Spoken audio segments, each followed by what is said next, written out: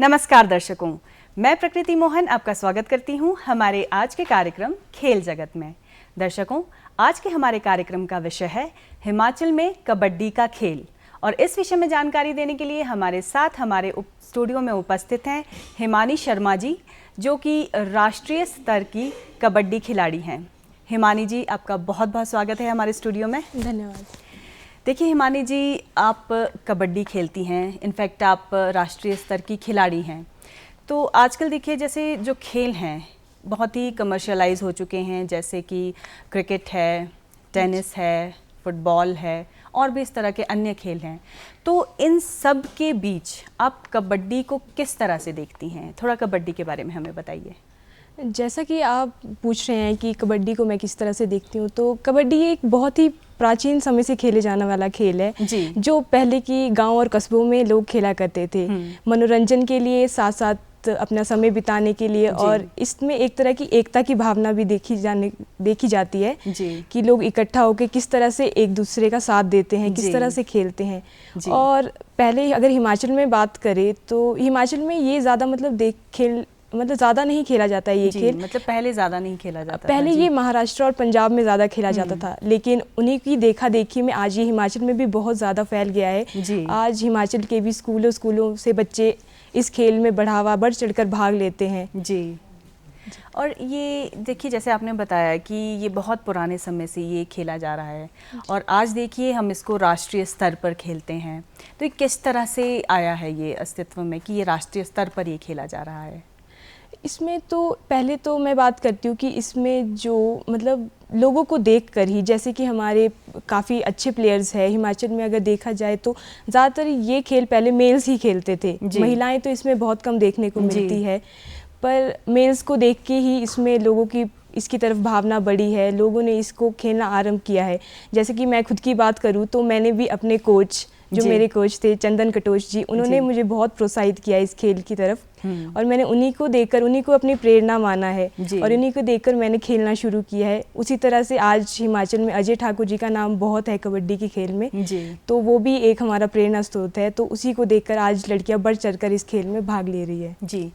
तो देखिए आपने हमें ये तो बता दिया कि आपको प्रेरणा कहाँ से मिली, तो साथ ही हम आपसे जानना चाहेंगे कि जैसे देखिए कि हम लोग कहीं भी स्कूल में जा रहे हैं, कुछ हम करना चाहते हैं, एक फैमिली का हमारे साथ होना हम ये मानते हैं कि ज़रूरी होता है, क्योंकि अगर हमारे साथ फैमिली सपोर्ट होगा, परिवार का सहयोग हमें मिलेगा, तो हम किसी भी काम को काफ़ी अच्छे से कर सकते हैं। परिवार का किस तरह का सहयोग रहा है आपके साथ? जी, जैसा आपकी कह रहे हैं कि परिवार का साथ, तो मैं इस चीज़ में मैं अपने आप को बहुत खुश मानती हूँ। जी, खुशनसीब मानती हैं अपने आप को। जी, क्योंकि मेरी फैमिली ने मुझे कभी इस चीज़ के लिए नहीं रोका है कि मैं ये ना करूँ या वो ना करूँ। इनफैक्ट कि मेरी जो मदर है वो मेरे साथ मेरे खेल को मुझसे भी ज़्यादा प्यार करती है। वो चाहती है कि मैं काफ़ी अच्छे लेवल तक खेलूं। तो मैं अगर कहीं भी टूर्नामेंट खेलने जाती हूँ तो मेरी मदर मुझे बहुत सपोर्ट करते हैं, वो मेरे साथ जाते हैं उस जगह तक। आपने कहा आपकी मदर आपके साथ जाते हैं, और देखिए ये बहुत ही अच्छी और बहुत बड़ी बात है कि देखिए आपकी जैसे मदर हैं तो वो तो काफ़ी सारे अपने काम छोड़कर वो आपके साथ आती हैं, तो यहाँ से हम अंदाज़ा लगा सकते हैं कि आपको कितना ज़्यादा सपोर्ट आपकी फैमिली की तरफ से है। जी, अगर मुझे चोट भी लग जाती है तो मेरी मदर मुझसे ज़्यादा चाहती है कि मैं खेलूं, तो वो मुझे इस तरह से मेरा ध्यान रखती है कि मैं जल्दी से जल्दी ठीक हूँ, जल्दी फिर से मैं ग्राउंड में जाके प्रैक्टिस कर सकूँ। जी, मतलब आपको एकदम से ठीक करके वो दोबारा से ये चाहती हैं कि आप दोबारा से प्रैक्टिस करें। जी। आपने किस तरह से, देखिए ये तो हमें पता लग गया कि आपको प्रोत्साहित किसने किया और आपकी प्रेरणा कौन है। आपने खेलना कैसे शुरू किया और किस किस स्तर से आप कहाँ तक इस खेल में पहुंची हैं? मैंने खेलना शुरू किया था जब मैं 8th क्लास में थी। तो 8th क्लास में मैंने पहले कभी नहीं सोचा था कि मैं शायद राष्ट्रीय स्तर पर कभी खेल पाऊँ या अपने स्टेट को कभी रिप्रेजेंट कर पाऊँ। पर जैसे कि मैंने पहले बताया कि मेरे पीटीआई सर थे जो स्कूल के, उन्होंने मेरा बहुत ज़्यादा साथ दिया, उन्होंने मुझे बहुत ज़्यादा प्रोत्साहित किया कि मैं खेलूं, मैं आगे बढ़ूं, मैं बहुत ज़्यादा इस चीज़ को लेकर बहुत आगे जाऊं। तो मैंने पहले स्कूल लेवल से शुरू किया। मैंने जो कि आपके कोच हैं उन्होंने आपके भीतर जो छुपी हुई प्रतिभा है उसको पहचाना और फिर आपको प्रोत्साहित किया, उनको लगा कि आप काफ़ी आगे तक इस खेल में जा सकती हैं। जी ज़रूर।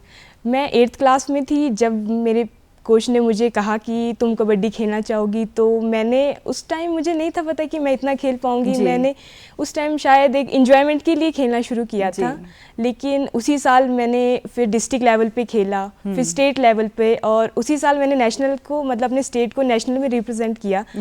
तो उसके बाद ये प्रक्रिया चलती रही। मैंने कुछ ओपन स्टेट्स खेले, मैंने नेशनल खेले, कई बार नेशनल में पार्टिसिपेशंस रहा, कई बार नेशनल में मेडल, गोल्ड मेडल भी आए हैं। और जैसा मैं बताना चाहूँगी कि मैंने ऑल इंडिया यूनिवर्सिटी खेली है जिसमें मेरा गोल्ड मेडल है जी। और ऑल इंडिया यूनिवर्सिटी में आपने गोल्ड मेडल लिया है, और ये हिमाचल के लिए, हमारे लिए बहुत गर्व की बात है कि आप हमारे लिए गोल्ड मेडल लेके आई हैं। जी जी।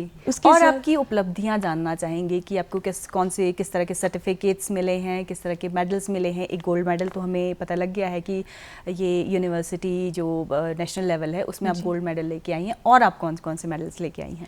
जी, इसके साथ ही मैंने खेलो इंडिया भी खेला है, जो कि एक बहुत बड़े स्तर का टूर्नामेंट होता है, काफ़ी लोग होते हैं, बहुत ज़्यादा ही बड़ा टूर्नामेंट है, शायद लोग कभी सोच भी नहीं पाते वहाँ तक जाने का। मैंने वो टूर्नामेंट भी खेला है, उसमें मेरा ब्राउन्स मेडल है। ब्रॉन्ज मेडल आया है आपका? जी जी। और सर्टिफिकेट्स आपको जो पार्टिसिपेशन के हैं वो भी मिले होंगे? जी, बहुत सारे सर्टिफिकेट्स है, कुछ नेशनल्स के भी है, स्टेट के भी है, और खेलो इंडिया के सर्टिफिकेट्स भी है। और जो मतलब मुझे लगता है कि शायद ही मैंने कभी सोचा भी नहीं था, पर आज बहुत खुशी होती है कि मैं इस लेवल तक पहुंच पाई हूँ। जी, देखिए खेलो इंडिया जो चैम्पियनशिप है उसमें आपने ब्रॉन्ज मेडल लिया है। जब आपने पहला मैच इसमें खेला था तो जैसे आप खुद ही बता रही हैं कि एक बहुत बड़े स्तर का वो मैच था, तो कहीं आपको कोई घबराहट थी, कोई डाउट था कि हम जीतेंगे नहीं जीतेंगे, क्या होगा कैसे होगा, थोड़ा सा मतलब नर्वसनेस होती है, क्या वो थी? जी बिल्कुल, इतना बड़ा टूर्नामेंट है तो नर्वसनेस तो जाहिर सी बात है कि हो ही जाती है मैच से पहले जी। पर वहाँ के क्राउड को देखकर भी एक मन में उम्मीद थी कि नहीं, हम कर सकते हैं, हमें हारना नहीं, हमें किसी भी हाल में जीतना है, प्राउड करवाना है, मतलब अपनी स्टेट को अपने ऊपर प्राउड करवाना है। जी। तो उसको देखकर ही बस मन में इच्छा होती थी कि बस खेल जाना है, कोई बात नहीं, जो हो जाएगा, कि मतलब अपना लेवल बेस्ट हमने देना है। जी। देखिए, एक महिला होने के नाते क्या आपको लगता है कि आपके सामने किसी तरह के विशेष कोई मतलब समस्याएं आई हैं, या कह लीजिए कोई चैलेंजेस आए हैं? मैं अपने आप को तो नहीं कहना चाहूँगी, क्योंकि मैं शायद लकी हूँ इस मामले में कि मुझे चैलेंज मतलब ऐसे कोई चैलेंज नहीं आया, सामना नहीं करना पड़ा, क्योंकि आपकी फैमिली का सपोर्ट आपके साथ रहा नहीं है। तो परिवार वाले लड़कियों को अक्सर रोक देते हैं बाहर जाने से, पर मैं मतलब अपनी जो मेरे क्लासमेट्स है या मेरे साथ खेलने वाली लड़कियां हैं, मैं उनके लिए शायद ये कहना चाहूँगी कि हाँ, लड़कियों को भी चैलेंजेस का सामना करना पड़ता है, क्योंकि वो भी मेरे साथ खेलती थी, पर शायद उनकी फैमिली ने कभी उन्हें इतना सपोर्ट नहीं किया कि वो, मतलब कि उनका सिलेक्शन शायद आपके साथ हुआ होगा, बट उनको फैमिली से सपोर्ट नहीं मिला, तो आगे शायद वो नहीं खेल पाई। जी, शायद अगर उनकी फैमिली उन्हें सपोर्ट करती तो वो आज मेरी तरह ही किसी बड़े स्तर पर खेली होती, वो अपने देश को रिप्रेजेंट कर रही होती, अपने स्टेट को रिप्रेजेंट कर रही होती, और हम भी उन पे मतलब उनकी फैमिली उन पे इतना प्राउड कर पाते जिस तरह की मेरी फैमिली कर पा रही है मुझ पर। जी, तो क्या आपको दुख महसूस होता है उनके लिए जिन्हें आप जानती हैं कि वो अच्छा कर सकती थी, अच्छा परफॉर्म कर सकती थी, लेकिन मतलब उन्हें मौका नहीं मिला?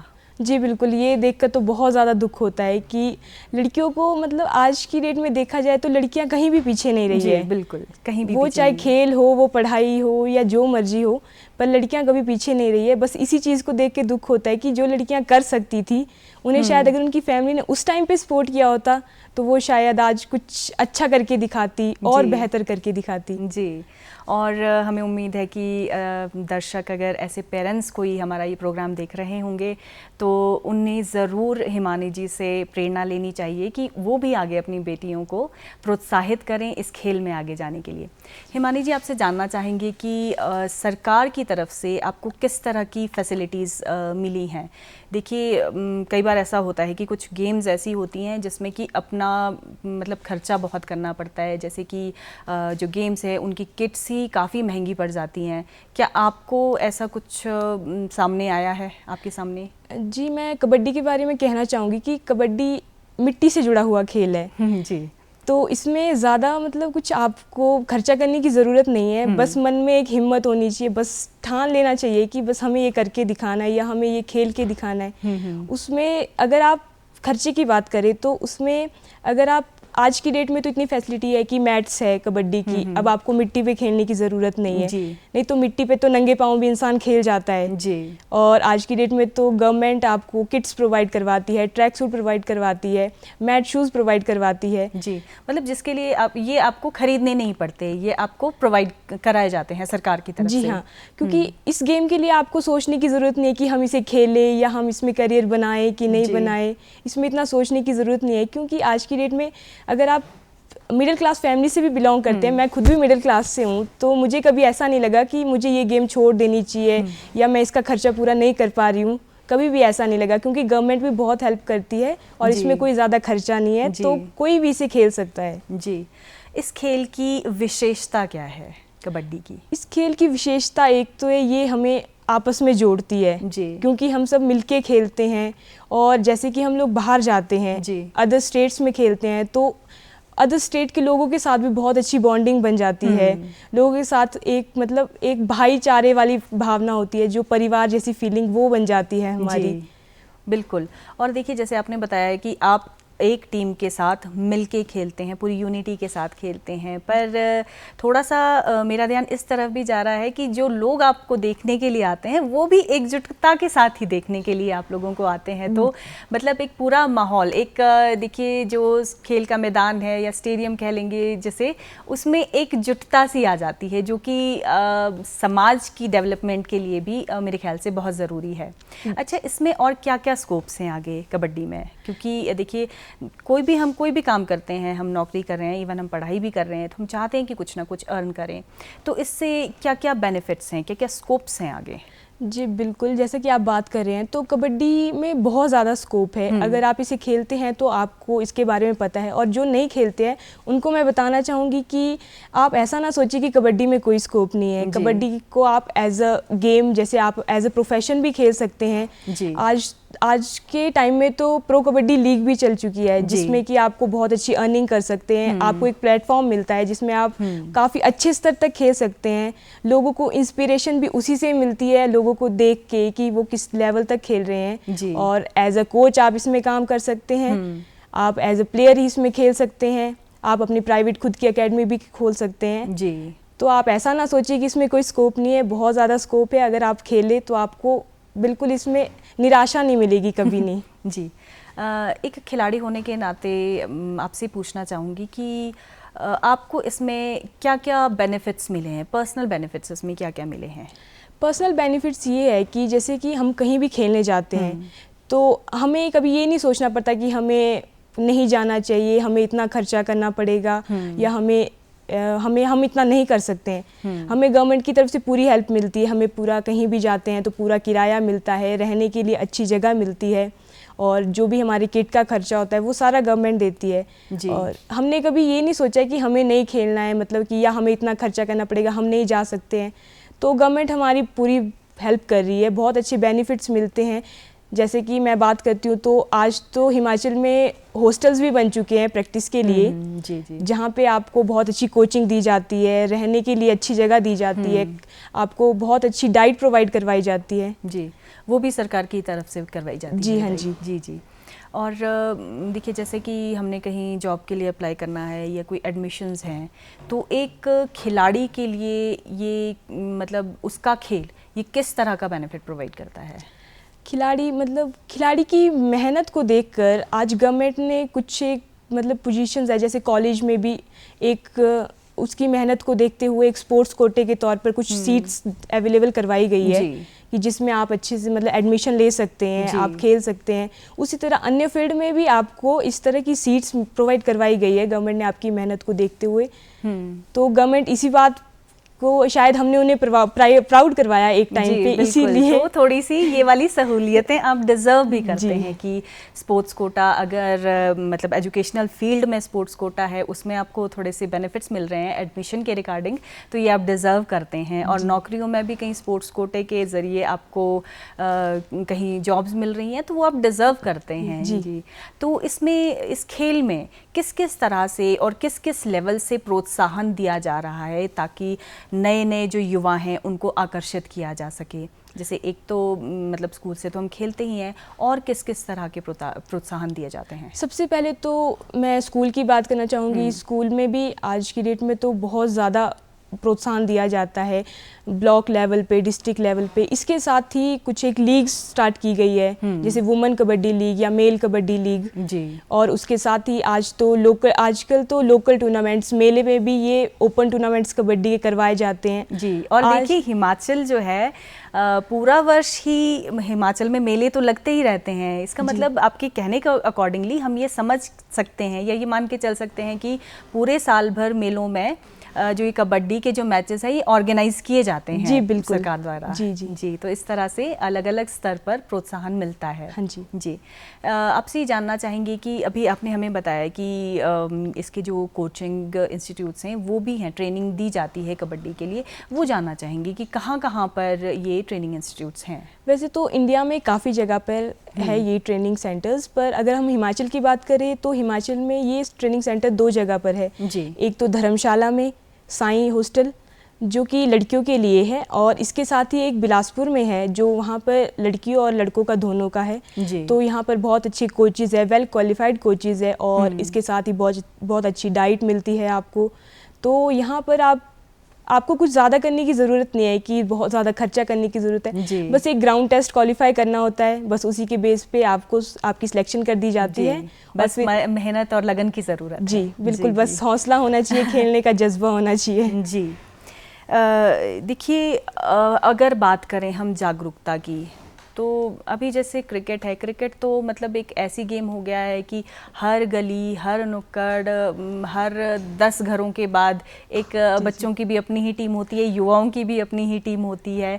तो और भी इस तरह के खेल हैं कि जिनमें लोगों को काफ़ी ज़्यादा इंटरेस्ट है।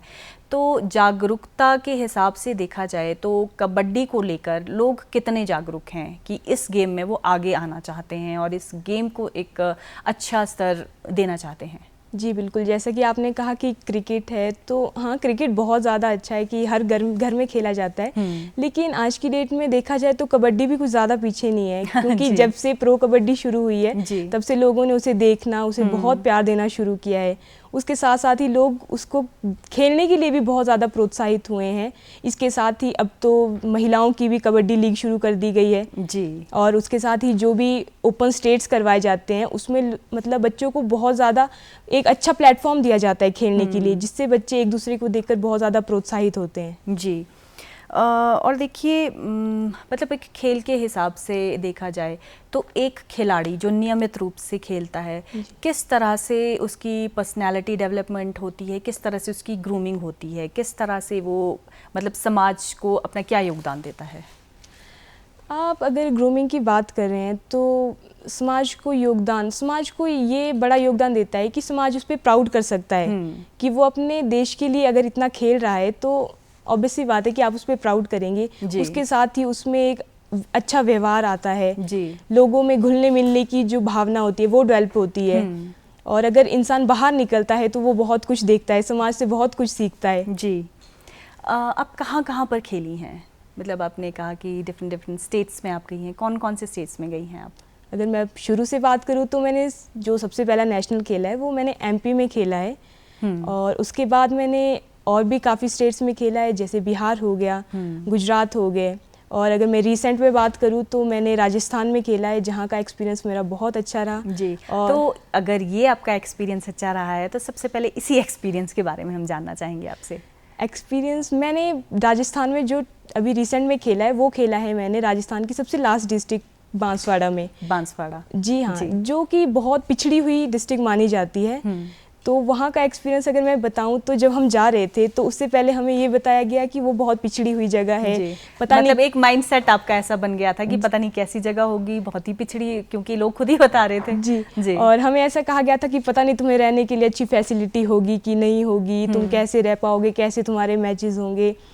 तो फिर जब हम वहाँ पे गए तो हमें देखने को मतलब उसके बिल्कुल ऑपोजिट ही मिला वहाँ पे जाके। जी। जब हम गए तो वहाँ पे हमें रहने के लिए बहुत अच्छी फैसिलिटी थी, बहुत अच्छे होटल प्रोवाइड करवाए गए, आने जाने के लिए हमारे लिए बसेस बुक करवाई गई थी। जी। और इसके साथ ही जब मैं अपने मैच का एक्सपीरियंस बताऊँ तो फाइनल मैच जीतने के बाद हमें इस तरह की फीलिंग आई थी जैसे हम कोई सेलिब्रिटी है।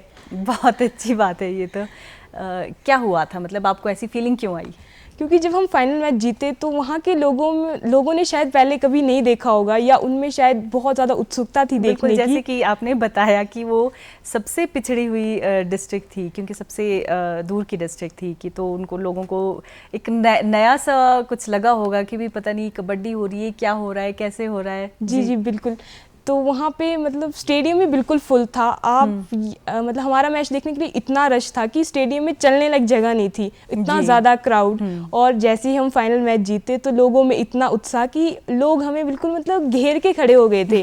हमें बाहर निकलने तक के लिए जगह नहीं थी, तो वहाँ से बाहर निकालने के लिए हमारे लिए स्पेशल पुलिस को बुलाया गया, सिक्योरिटी का इंतजाम करवाना पड़ा था। बिल्कुल, तो आपको सेलिब्रिटी जैसा लगना, वैसा फील होना एक लाजमी सी बात है। बिल्कुल, लोगों ने मतलब इतना वो कर दिया था, इतना क्राउड इकट्ठा हो गया था फोटोज खींचने के लिए। इन सबको देख के ऐसे लग रहा था कि हम सेलिब्रिटी है जी।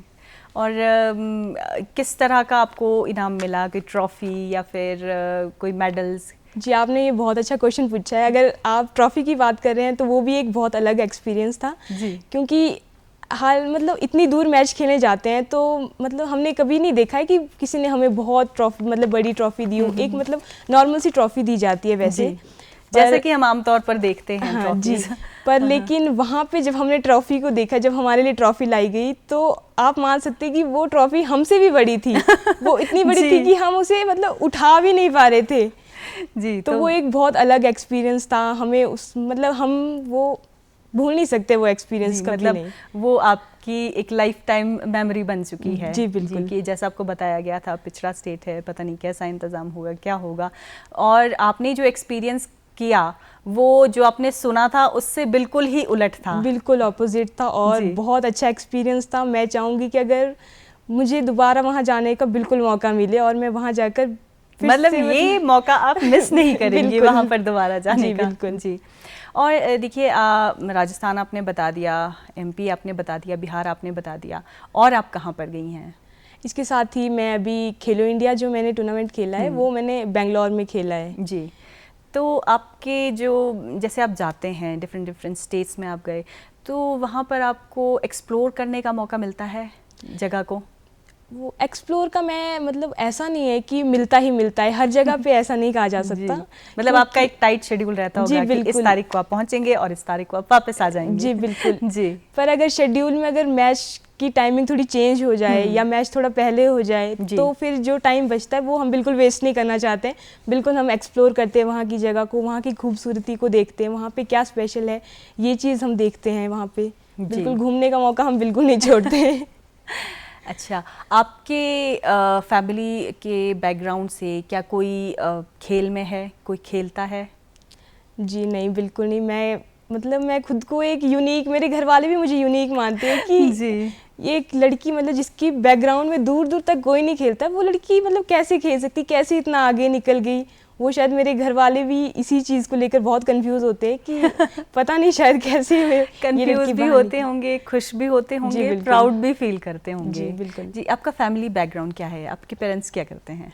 मेरे फैमिली बैकग्राउंड की बात करूँ तो मैं कोई बहुत बड़ी फैमिली से बिलोंग नहीं करती हूँ। मैं एक मिडिल क्लास फैमिली से बिलोंग करती हूँ और मेरे जो फादर है वो एक फार्मर है जी, और मेरी मदर हाउसवाइफ है। पर मैं इस चीज़ को लेकर बहुत खुश हूँ कि मेरी फैमिली ने कभी शायद मुझे ना स्पोर्ट्स से रिगार्डिंग कोई कमी नहीं होने दी है। जी। जो मुझे चाहिए था, जो किट मुझे चाहिए थी या कोई शूज़ चाहिए थे, तो मेरी फैमिली ने कभी शायद मुझे स्पोर्ट्स किट के लिए या शूज़ के लिए मना नहीं की होगी कि ये हम तुझे नहीं दिलवा सकते। शायद उन्होंने जैसे भी किया होगा, पर मतलब मैं थैंकफुल हूँ अपनी फैमिली को लेकर कि मुझे इतना सपोर्ट करती है मेरी फैमिली खेलने के लिए। जी। अगर आप ये गेम ना खेलती तो क्या आपको लगता है कि आप इतनी जगह भारत में, जैसे कि 4 स्टेट्स में आपने खेला है, आप जा पाती, विज़िट कर पाती, देख पाती और मिल पाती, इतने लोगों से इंटरेक्ट कर पाती? जी नहीं, मैंने कभी नहीं सोचा था कि मैं इतना खेल पाऊँगी। इनफैक्ट मेरी फैमिली ने भी कभी नहीं सोचा था कि जो जहाँ पे वो नहीं जा पाए कभी, कि मैं वहाँ पे जा पाऊँगी। पर इस चीज़ को लेकर मेरे घर वाले भी मुझे बोलते कि शायद तूने हमसे ज़्यादा दुनिया देख ली है, तू हमसे ज़्यादा बाहर घूम चुकी है, तो इस चीज़ को लेकर मैं ये कहना चाहती हूँ कि स्पोर्ट्स हमें मतलब ये नहीं कि इंजरी ही नहीं देता है, जी। एक तरह का मतलब अच्छा एक्सपीरियंस भी देता है, आपको घूमने का मौका भी देता है, नई जगह देखने का मौका भी देता है। लोग ये सोचते हैं कि बस स्पोर्ट्स में तो इंजरी है या चोट ही लगती है सिर्फ, जी। पर ऐसा बिल्कुल नहीं है। अब देखिए, हाँ, स्पेशली कबड्डी के बारे में हम जानना चाहेंगे कि कितना इंजरीज का कितना रिस्क रहता है। कबड्डी ऐसी गेम है कि इसमें रिस्क तो है, पर जी। ये है जिसने रिस्क ले लिया उसने फिर कुछ हासिल भी कर लिया है। जी। अगर आपने रिस्क ही नहीं लिया तो फिर आप कुछ अच्छा हासिल कैसे कर पाएंगे, इतनी सफलता कैसे मिलेगी आपको। मैं अपनी बात करूँ तो मैंने भी बहुत ज़्यादा इंजरीज़ का सामना किया है। जी। और मैं अपना एक्सपीरियंस की बात करूँ तो मेरा जब फर्स्ट नेशनल था तो उससे पहले मुझे चोट लगी थी, मतलब मेरा फ्रैक्चर हो गया था हाथ का। जी। तो उस टाइम पे मतलब मुझे ऐसा लगा कि शायद मैं नहीं खेल पाऊंगी। मेरा तो नेशनल दुख भी हुआ छूट जाए। होगा आपको, जब ऐसा फील हुआ होगा कि मैं नहीं खेल पाऊंगी। जी बिल्कुल, और डॉक्टर ने मुझे यहाँ तक बोल दिया था कि प्लास्टर लगाना पड़ेगा, पर जो मेरे कोच थे उन्होंने बोला कि नहीं, हफ्ते भर में नेशनल्स के कैंप लगने वाले हैं और हम प्लास्टर नहीं लगवा सकते हैं। तो उस टाइम पे मेरी फैमिली ने इतना सपोर्ट किया, मतलब जो भी घरेलू इलाज होते वो सब कुछ किया, प्लास्टर नहीं लगवाया बस। जी, मतलब वो घरेलू इलाज सक्सेसफुल हो गया और आप नेशनल खेलने गई। जी बिल्कुल, और फिर मैं अपने पीटीआई सर की भी बहुत थैंकफुल हूँ कि मतलब मुझे ना कैंप में भी मुझे चोट लगी और मतलब मैं फील्ड में मैं रोने तक लग गई थी कि मैं नहीं खेल पाऊंगी शायद। पर मेरे कोच मेरे साथ थे, उन्होंने बोला कि अगर तूने यहाँ पे गिव अप कर दिया तो फिर तू नेशनल कैसे खेल पाएगी। जी। तो मतलब मेरे पीटीआई सर, मुझे ऐसा लगता है ना कि वो एक ऐसा जरिया थे जिनके ज़रिए से मैंने इतनी सफलता हासिल की है आज की डेट में। और हम उम्मीद करेंगे, चाहेंगे, प्रे करेंगे कि आगे भी आप ऐसी ही सफलता हासिल करते रहें। हिमानी शर्मा जी, आप हमारे स्टूडियो में आई, आपने बहुत ही बेहतरीन जानकारी हमारे दर्शकों को दी। आपका हमारे स्टूडियो में आने के लिए बहुत बहुत धन्यवाद। Thank you. दर्शकों, हम उम्मीद करते हैं कि आपको आज का हमारा ये कार्यक्रम पसंद आया होगा। अगले अंक में फिर से आपके साथ एक नई जानकारी के साथ मुलाकात होगी। तब तक के लिए आज्ञा दीजिए। नमस्कार।